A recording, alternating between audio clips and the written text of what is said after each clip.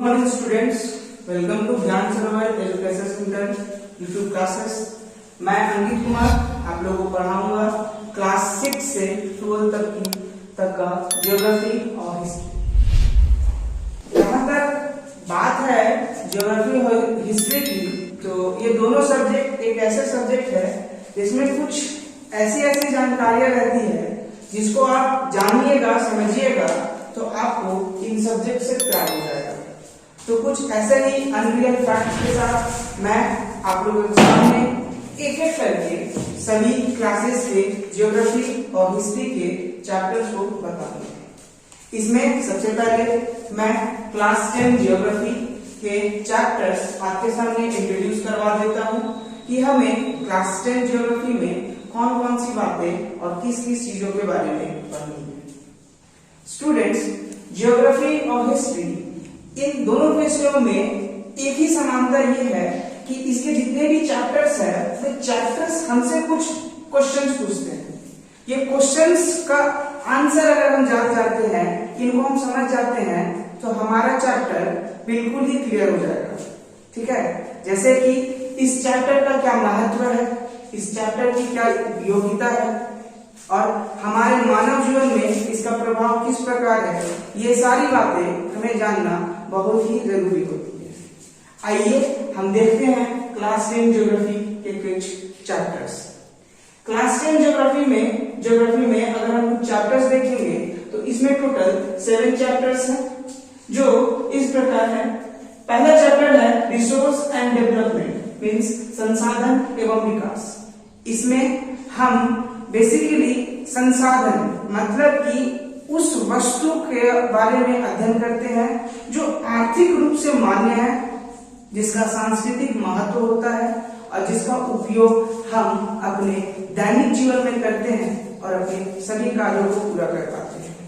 कल्पना कीजिए, सोचिए कि अगर संसाधन ना हो तो हमारा जीवन कैसा होगा, क्योंकि संसाधन में वे सभी वस्तुएं शामिल है, वे सभी सेवाएं शामिल होती हैं जिसका उपयोग हम अपने डेली लाइफ दैनिक जीवन में करते हैं। स्टूडेंट्स, ये भी है कि इस चैप्टर में हम और कई सारी बातों के बारे में पढ़ते हैं। फॉर एग्जाम्पल कि संसाधन कितने प्रकार के हैं, हम कितने प्रकार से इसको बांटते हैं, इसकी उत्पत्ति के आधार पर, इसके विकास के आधार पर, इसकी समाप्यता के आधार पर कई तरह के वर्गीकरण होते हैं। इसके साथ साथ इसमें हम संसाधन के नियोजन को भी सीखते हैं, मतलब कि हम सिर्फ संसाधन का लगातार उपयोग ना करके एक उचित तरीकेबद्ध नियम से कैसे संसाधनों का उपयोग करते हैं, ये सारी बातें इस चैप्टर्स में आती है।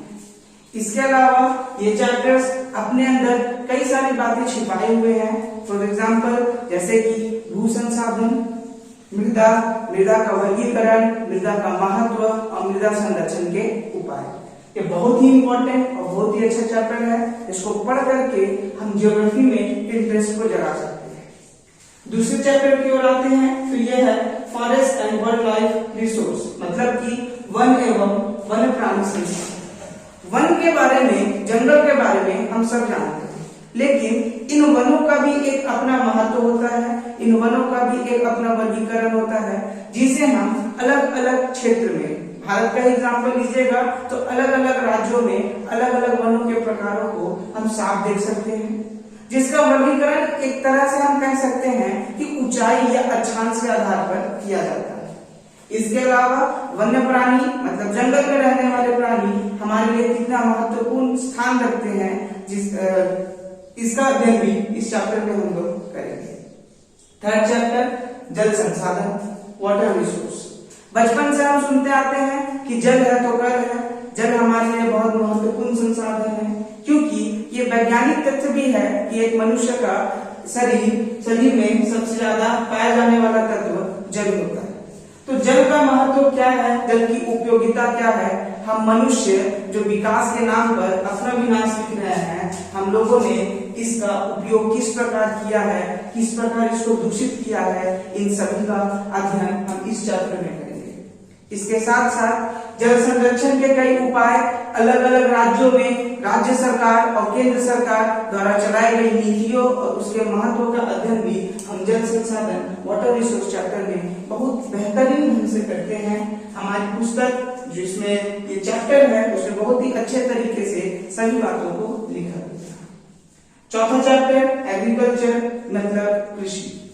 कृषि का एक सीधा संबंध होता है जमीन पर फसलों को उगाना, लेकिन ये फसल उगाने का प्रोसेस एक बहुत ही महत्वपूर्ण प्रोसेस और बहुत ही इंपॉर्टेंट प्रोसेस होता है, जिसको करके ही हम अपना पेट भर पाते हैं, हमें भोजन मिल पाता है। तो इसमें हम कृषि के प्रकार और कृषि पर कौन कौन से कारक प्रभाव डालते हैं, इन सभी बातों का अध्ययन करेंगे। जहां तक ज्योग्राफी का बात है तो वाटर और एग्रीकल्चर जैसे चैप्टर इसमें बहुत इंपॉर्टेंट रोल रखते हैं, बहुत महत्वपूर्ण स्थान रखते हैं।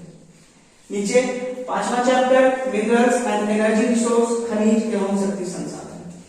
स्टूडेंट्स, इसका संबंध एक ऐसे तत्व से है, एक ऐसे सब्जेक्ट मटेरियल से है जिसको हम कुछ इस प्रकार समझ सकते हैं कि हर युग का संबंध किसी न किसी धातु से होता है।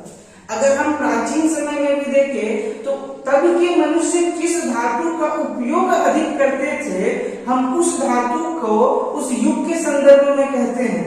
फॉर एग्जाम्पल कांस्य युग, लौह युग, ताम्र युग, स्वर्ण युग, ठीक है। तो ये किस प्रकार है, ये किस प्रकार होता है, इसके लिए हम इस चैप्टर को पढ़ करके समझ सकते हैं कि जिस समय में जिस खनिज की मात्रा, जिस खनिज की उपलब्धता मनुष्य के सामने सबसे अधिक थी, मनुष्य ने जिसका उपयोग सबसे अधिक किया, वह युग उस लोहे के, उस खनिज के नाम से जाना जाता है। तो इस चैप्टर में हम खनिज की परिभाषा, खनिज के प्रकार, खनिज का वर्गीकरण, इन सारी बातों का अध्ययन करते हैं। नेक्स्ट चैप्टर मैन्युफैक्चरिंग इंडस्ट्रीज, विनिर्माण उद्योग। हम किसी भी चीज का उपयोग करते हैं, हम मनुष्य किसी भी वस्तु का उपयोग करते हैं तो हम उस वस्तु का उपयोग सीधा नहीं करते। कहने का मतलब कि अगर हम कपास की खेती कर रहे हैं, कपास को उगा रहे हैं, तो उस कपास का उपयोग हम सीधे तौर पे नहीं कर रहे हैं, बल्कि उस फसल से प्राप्त कपास को हम सबसे पहले इंडस्ट्री में भेजते हैं, उद्योग में भेजते हैं, फिर वहां उसका वस्त्र निर्माण करते हैं, तब हम उसका उपयोग करते हैं।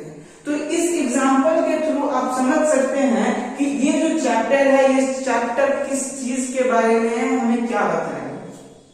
इसमें भी इस विनिर्माण उद्योग का बहुत अच्छा वर्गीकरण हम लोगों को पढ़ने को मिलता है, जिसमें हम कई आधारों पर इसका वर्गीकरण करते हैं।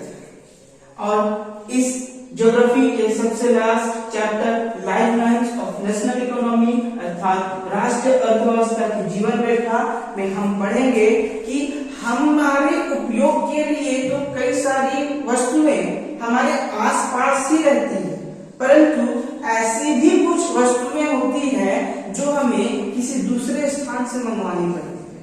तो इस दूसरे स्थान से मंगवाने के क्रम में हम कई सारे परिवहन साधनों का उपयोग करते हैं, जिसमें रेल परिवहन, सड़क परिवहन, जल परिवहन, वायु परिवहन और पाइपलाइन जैसे कई परिवहन सेवाएं शामिल हैं, जिसका भी कई वर्गीकरण और अपना अलग अलग महत्व होता है। इसका डिटेल स्टडी हमको इस क्लास 10 के ज्योग्राफी बुक में देखने को मिलेगा। बहुत ही मजेदार चैप्टर्स है सभी के सभी, और हमें ये पढ़ने में बहुत ही ज्यादा मजा आएगा और हम बहुत सारी जानकारी